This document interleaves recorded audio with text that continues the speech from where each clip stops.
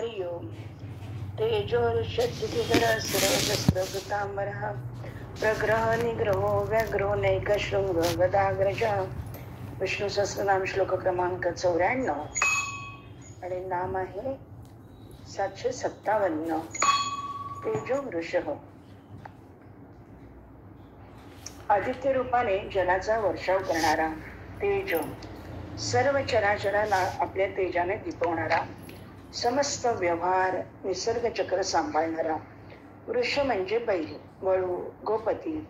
तेजो राशीम सर्वतो दीप्तिमनंतम. गीता 11:17. आपण तेजाची राशी आहात.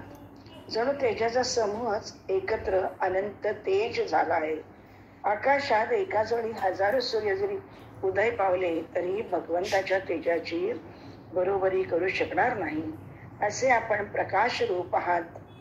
स्वतः प्रकाश स्वरूप असल्याने आपण चहूबाजूने प्रकाश करीत आहात. 33 कोटी देवात इंद्र, त्वष्टा, पर्जन्य, वरुण, भग, विष्णू वगैरे 12 आदित्य आहेत.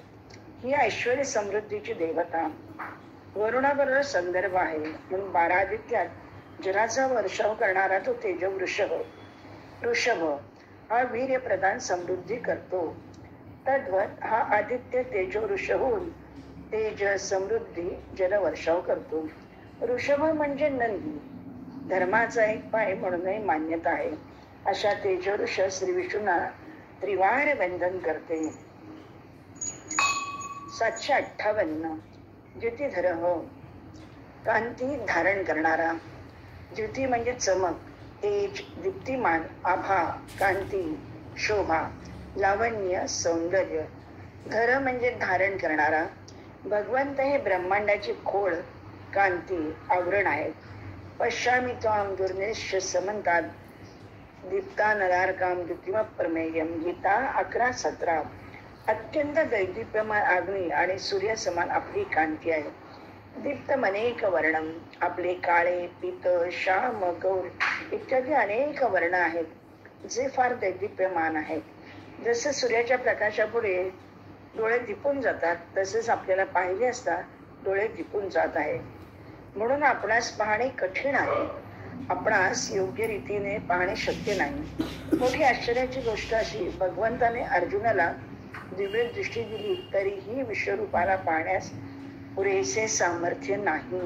इतके भगवंताचे स्वरूप दैदिप्यमान आहे. अशा द्युतिधर श्री विष्णूंना त्यांच्याच कृपेने जाणण्याचा प्रयत्न करू. 759. सर्व शस्त्रभूतांबरः, सर्व शस्त्रधारकांमध्ये श्रेष्ठ. आयुधानाम वज्रम. गीता 10:28.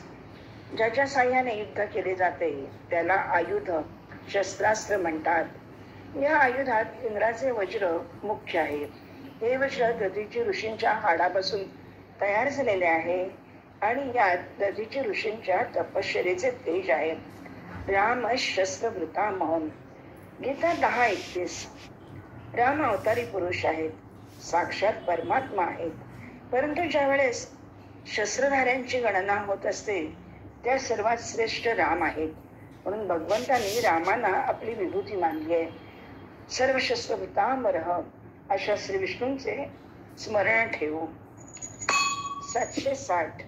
प्रग्रह, भक्तांनी अर्पण केलेल्या वस्तू ग्रहण करणारा. पत्रम पुष्पम फलम तोयम यो मे भक्त्या प्रयच्छति तदम भक्त्युत वरुद मष्टामी प्रयतात्मना. गीता 9:26. भगवंत भावाचे भुकेले आहेत, पदार्थाचे नव्हे. म्हणून अर्पण करणाऱ्याचा भाव भक्तियुक्त असला पाहिजे. भावनेने दाखवलेल्या नैवेद्याचा भगवान स्वीकार करतात. भगवंताच्या उपासनेत प्रेमाची, आत्मीयतेची प्रधानता आहे, विधीची नव्हे. जसे भोळे बालक जे काही हातात येईल ते मुखात घालतो तसेच भोळे भक्त भगवंताला जे काही अर्पण करतात त्याला भगवान सुद्धा भोळे म्हणून खाऊन टाकतात. जसे विदुर पत्नीने भक्तीच्या आवेशात दिलेले केळ्याचे साल खाऊन घेतले व घर बाहेर फेकून दिला.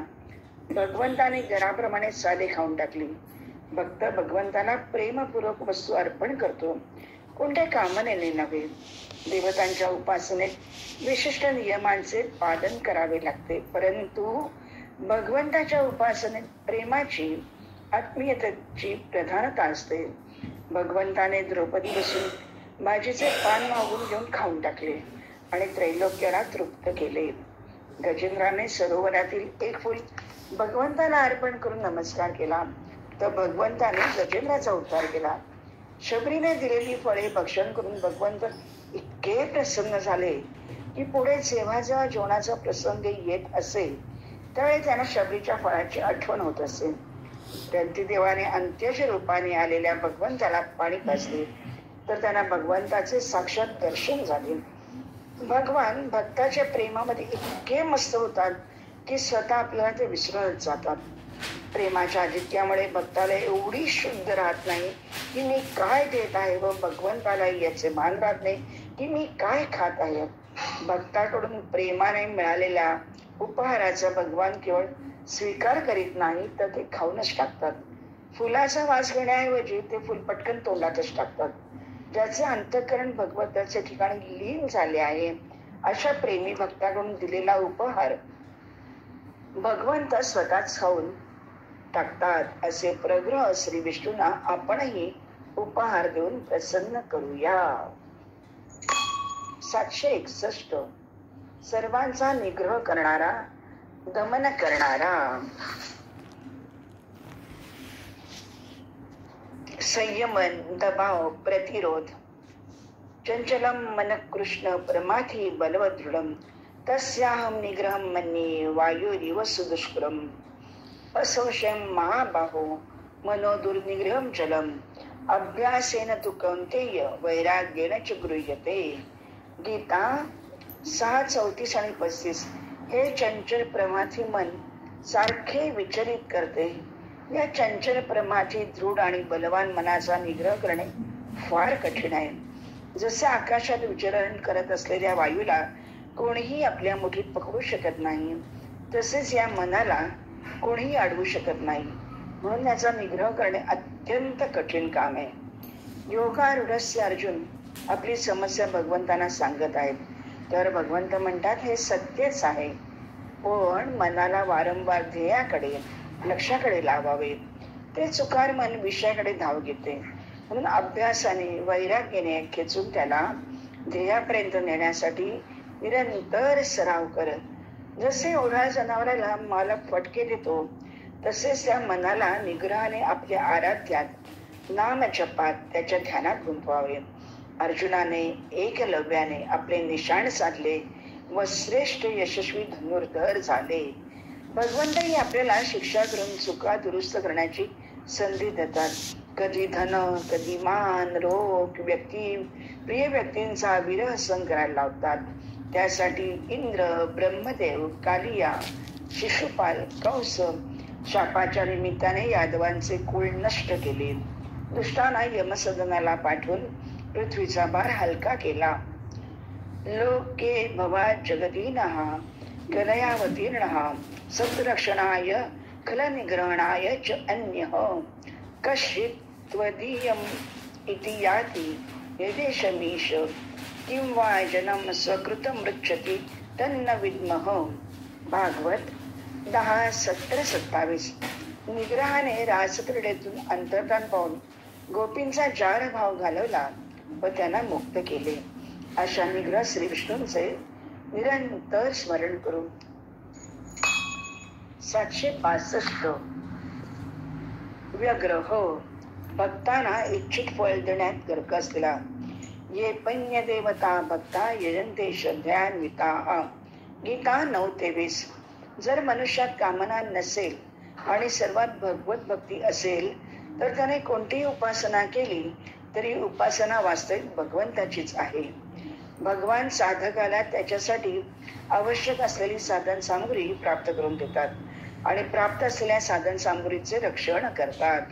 हेच भगवंताचे योगक्षेमम वहाम्यहम. जरी भगवान सर्व साधकांचा योगक्षेम करतात तरी अन्य भक्तांचा योगक्षेम विशेष रूपाने वहन करतात. जसे आवडत्या मुलाचे पालन माता स्वतः करते नोकराकडून नाही करून घेत. जसे भक्ताला भक्ताच्या सेवेत आनंद होतो, तसेच भगवंतालाही भक्ताच्या सेवेत आनंद होतो. ये यथा मां प्रपद्यन्ते तां तथैव भजाम्यहम्. गीता 4:11. भगवंत एकनाथ महाराजांकडे श्रीखंड्याहून काम करतो. जनाबाईचे दळणकांडण करतो. या नाम्याची खीर चाखतो. चोखोबांची गुरे राखतो. पुरंदराचा हा परमात्मा वाली दामाचेचा. अशा व्यग्र श्री विष्णूंची निरंतर कास करू. 763. नैकशृंग. 4 शिंगे असलेला अग्निस्वरूप. नैक म्हणजे एकापेक्षा अधिक, शृंग म्हणजे शिंगे. अग्निमेळे पुरोहितम यज्ञस्य देवमृत्युजम होतारमृतधातमम. ऋग्वेद 1:1. अग्नी हा यज्ञाचा अग्रणी आहे. अग्नी हे ऋग्वेदिक कालापासून हिंदू दैवत आहे. ते अग्नीचे दैवत आहे. ही देवता आहुतींचा स्वीकार करते. त्यास दिलेल्या आहुती या थेट देवांपर्यंत पोहोचतात. कारण अग्नी हा दूत आहे. तो तरुण आहे. सदैव तरुणच राहतो. कारण अग्नी हा दर दिवशी नवीन प्रज्वलित केला जातो. याला 2 मुख्य आहेत. एक अमरत्वाचे प्रतिनिधित्व करते, तर दुसरे जीवनाचे. वरुण इंद्राप्रमाणे ते ऋग्वेदातील एक प्रमुख दैवत आहे. ते पृथ्वी व स्वर्ग यामधील तसेच देव मानवातील एक दुवा आहे. यज्ञ होतार म्हणजे वैदिक काळात यज्ञाच्या वेळेस पौरोहित्य करणाऱ्या लोकांचा समूह.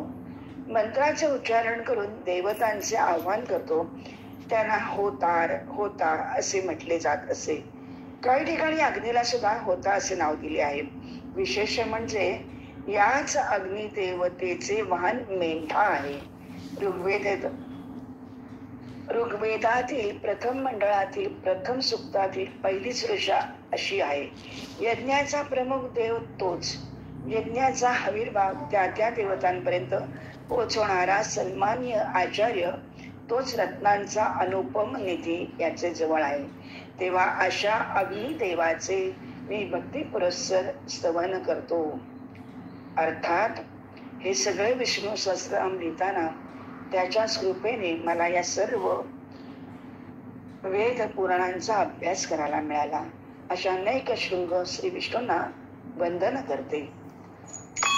764. गदाग्रज.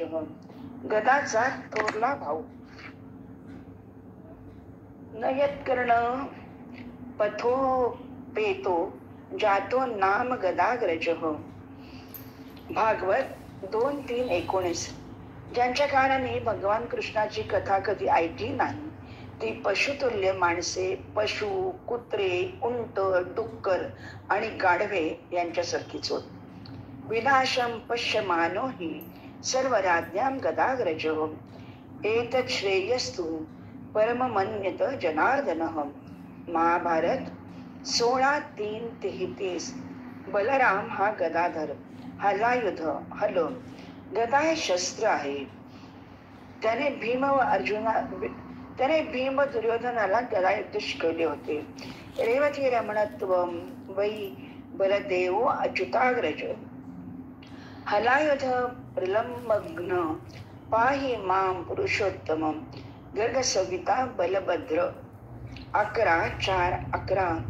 हे पुरुष श्रेष्ठ बलराम, आपण अच्युताचे मोठे बंधू रेवतीपती प्रलंबासुराचा वध करणारे आहात. बलरामाचा दाऊ भैयाचा धाकटा बंधू अर्थात श्रीकृष्ण गदाग्रज अशा श्रीकृष्णांना वंदन करते. अशा प्रकारे श्लोक क्रमांक 94 आणि नामे 764 येथे संपन्न झाली. हरिओम.